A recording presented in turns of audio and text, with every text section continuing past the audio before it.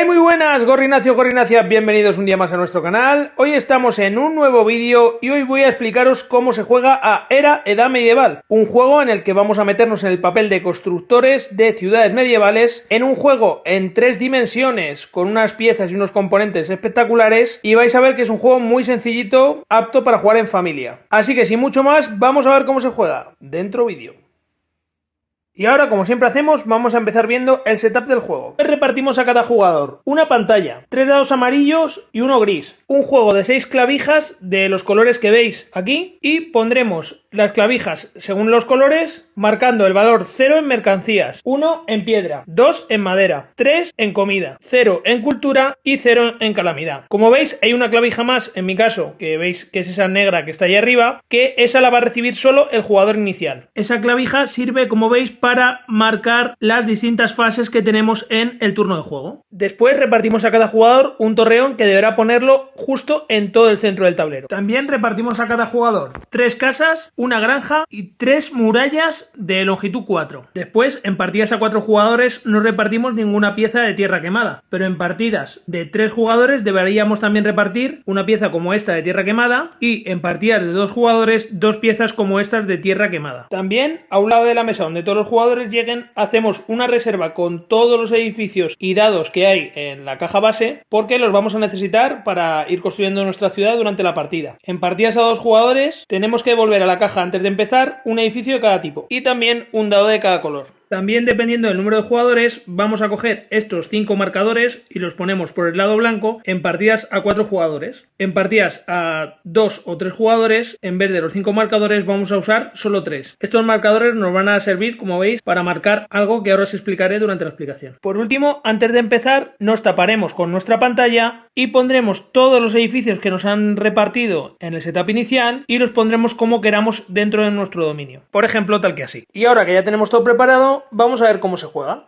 El objetivo del juego en Era es construir la ciudad medieval más próspera. Para ello, lo que vamos a ir haciendo es que vamos a ir lanzando los dados que tengamos disponibles. Con esto vamos a ir consiguiendo recursos y con esos recursos vamos a ir pudiendo comprar edificios que vamos a poner en nuestra ciudad. Para de esta forma, en base a unas normas de colocación, conseguir más puntos de victoria que el resto de nuestros contrincantes. Ahora vamos a ir viendo una a una cuáles son las 6 fases del turno. La primera fase es lanzar dados. En esta fase, detrás de la pantalla, vamos a coger nuestros dados y los vamos a lanzar. Si alguno de los dados tiene alguna calavera, nos lo tendremos que quedar, como es este caso, ¿vale? Este dado ya no se salió con una calavera, ya nos lo tendremos que quedar. Podemos seguir tirando los dados hasta 3 veces, ¿vale? Siempre quitando los dados de calavera, en este caso este no lo quedaríamos, este por ejemplo que tiene 3 recursos no lo quedamos, pero estos dos por ejemplo, imagínate que los queremos volver a lanzar. Lanzaríamos una segunda vez, ¿vale? Este, imagínate no lo quedamos y este lo decidimos volver a lanzar. Vale, pues ya este sería nuestro resultado de tirada. Ahora vendría la fase 2, obtener recursos. En esta fase básicamente lo que vamos a hacer es trasladar a nuestro tablero los recursos que hemos conseguido con los dados. Por ejemplo, en este caso yo he conseguido 3 de comida, que lo apuntaré así. 2 de madera, como veis ahí tiene el dibujito de la madera, ya que la calavera y el martillo no son recursos, ahora veréis para qué es eso. Que las pondré tal que aquí. Y el dado de los escudos lo dejamos ahí, luego veremos para qué sirve. También, simplemente para que lo sepáis, los dados que tienen una barra, evidentemente cogemos o el recurso de arriba o el de abajo. En este caso podríamos coger o 2 de comida o 1 de piedra. Además, por cada granja que tengamos en nuestro tablero, subimos otra de comida, tal que así. La tercera fase es alimentar al pueblo. Cada jugador va a tener que gastar 1 de comida por cada dado que posea. En este caso, yo que tengo 4 dados, pues gastaría 4 de comida, que paso de 7 a 3 de comida. En caso de que llegue esta fase y no hubiéramos tenido comida para alimentar, imaginaos que yo se encontrara el medidor tal que así y yo tuviera que alimentar 4, haría 1, 2, 3, dejaría el marcador en 0 y todo lo que no he podido alimentar, en este caso un dado, porque en el ejemplo que estamos poniendo yo tenía 4 dados, tendría que haber avanzado en el marcador de calamidad. Tantas posiciones como dados no habría podido alimentar.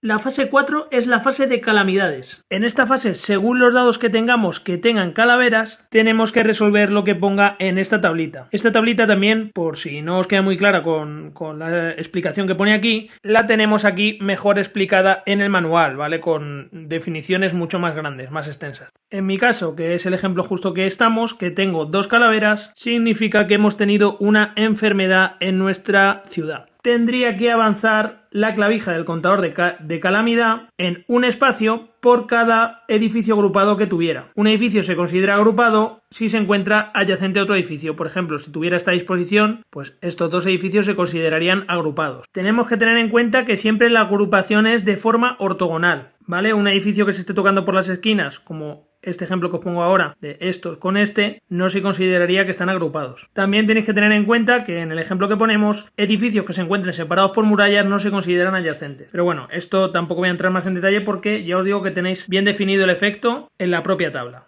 En este ejemplo, al tener agrupadas estas dos casas, tendríamos que avanzar 2 el medidor de calamidad. Si estuviéramos en el 0, nos iríamos al 2. La fase 5 es la fase de construcción de la ciudad. En esta fase podremos construir un edificio por cada martillo que hayamos sacado de los dados. En este caso, como veis que yo había sacado 2 martillos, podré construir hasta 2 edificios. Para ello tendríamos que pagar, aparte de un martillo por el edificio, el coste que nos pone aquí en la pantalla, ¿vale? Si por ejemplo quisiéramos construir una muralla, pues tendríamos que gastar 1 de piedra. Como veis, los edificios a la derecha tienen unos efectos. Por ejemplo, construir una muralla te dice que da 2 puntos por cada edificio amurallado. Pero como veis, edificios como el Torreón nos dan un dado de nobleza, la casa un dado de plebe, el palacete un dado de burguesía, la iglesia un dado de clero y otros edificios pues otros efectos que también son beneficiosos siempre, claro.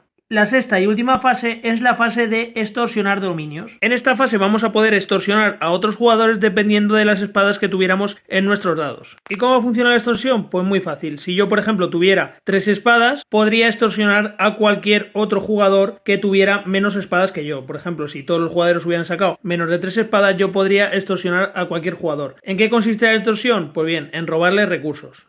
En la extorsión lo que vamos a hacer es que siempre vamos a pedir un recurso a cada jugador de tu elección que tenga menos espadas que tú. Tenemos que tener en cuenta que si un jugador tiene menos espadas que yo, imaginaos que como el ejemplo que estábamos hablando, todos tuvieran 2 espadas y yo 3, pero uno de los jugadores, por ejemplo, tuviera también este otro dado con los escudos le protegen de las espadas, con lo cual no le podría robar aunque tuviera menos espadas que yo. Tener en cuenta que el número de escudos tiene que ser igual o superior al número de espadas para que no te puedan robar. Una vez que acaba la ronda, volveríamos a empezar una nueva ronda. Y bueno, seguro que os estáis preguntando que cómo acaba la partida. Pues bien, si recordáis, estos marcadores que estaban por el lado blanco sirven para marcar cuando se van agotando distintos tipos de edificios, obviando siempre las murallas. Las murallas no cuentan para estos marcadores. Y es que si, por ejemplo, estamos en la fase de construcción y construimos la última granja que quedaba, tendremos que coger uno de estos marcadores blancos y darle la vuelta y dejarlo por el lado de like para indicar que se ha agotado ya un tipo de edificio. En el momento que se dé la vuelta al último marcador, habrá acabado la partida y pasaremos a la puntuación final. Para ello cogeremos esta libretita, pondremos aquí los nombres de los jugadores e iremos rellenando en cada columna los puntos que ha hecho cada jugador en cada parte. Como veis, aquí está bien indicado, ¿vale? De todas formas tenéis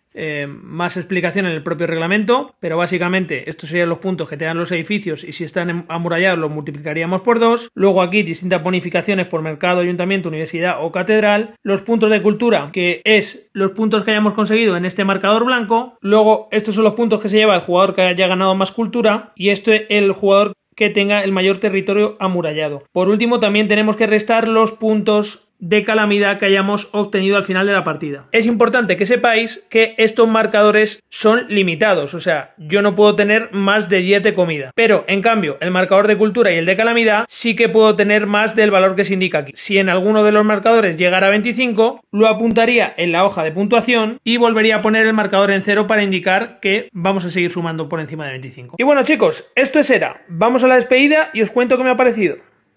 Y bueno chicos, hasta aquí el vídeo de hoy. Ya sabéis, si os ha gustado no olvidéis darle like, compartir, suscribiros. Y bueno, ¿qué me ha parecido a mí este ERA? Pues la verdad que me ha parecido un juego muy bonito. Bonito es, evidentemente. Muy original, creo que es sencillito. Y sinceramente, de este tipo de juegos de construcción de mano de dados, me gusta bastante más que Roll for the Galaxy. Creo que aparte de ser un juego muy bonito, creo que es un juego muy sencillo para jugar. Y creo que puedes jugar con cualquiera. Se lo puedes explicar muy, muy rápido y muy fácil. Y si no sabes cómo explicarlo, pásale este vídeo. Así que nada, si os ha gustado ya sabéis, nos vemos en próximos vídeos. Hasta luego.